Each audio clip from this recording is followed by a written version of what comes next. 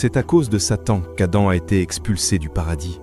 Mais si je te disais que ce n'était pas si simple que ça, et que tout était déjà prévu bien avant que Satan intervienne. Dans le Coran, Allah dit dans la sourate Al-Baqarah, verset 30, « Et lorsque ton Seigneur dit aux anges, je vais établir sur la terre un vicaire, khalifa. » Ce verset nous montre clairement que le destin de l'être humain était lié à la terre dès le départ. Avant même la création d'Adam, Allah avait déjà décidé qu'il serait le représentant de Dieu sur terre, un khalifa. Donc la descente sur terre n'était pas une punition, mais une étape prévue dans un plan divin. Oui, Satan a joué un rôle.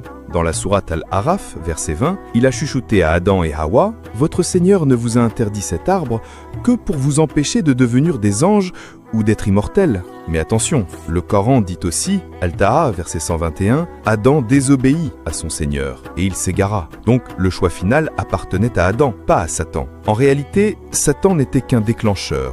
La terre était déjà la destination prévue pour l'humanité. Et la chute n'était pas la fin, mais le début d'une mission, construire, adorer, transmettre. Si tu veux d'autres rappels simples mais profonds, abonne-toi et partage à ceux qui cherchent à comprendre le vrai sens des choses. C'est à cause de Satan qu'Adam a été expulsé du paradis.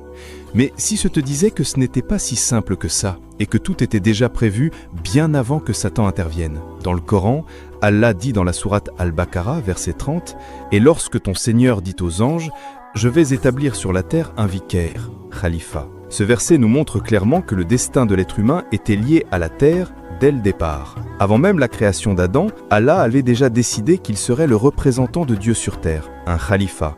Donc la descente sur terre n'était pas une punition, mais une étape prévue dans un plan divin. Oui, Satan a joué un rôle. Dans la sourate Al-Araf, verset 20, il a chuchoté à Adam et Hawa « Votre Seigneur ne vous a interdit cet arbre que pour vous empêcher de devenir des anges ou d'être immortels. » Mais attention, le Coran dit aussi, Al-Taha, verset 121, « Adam désobéit à son Seigneur et il s'égara. » Donc le choix final appartenait à Adam, pas à Satan. En réalité, Satan n'était qu'un déclencheur. La terre était déjà la destination prévue pour l'humanité. Et la chute n'était pas la fin, mais le début d'une mission, construire, adorer, transmettre. Si tu veux d'autres rappels simples mais profonds, abonne-toi et partage à ceux qui cherchent à comprendre le vrai sens des choses.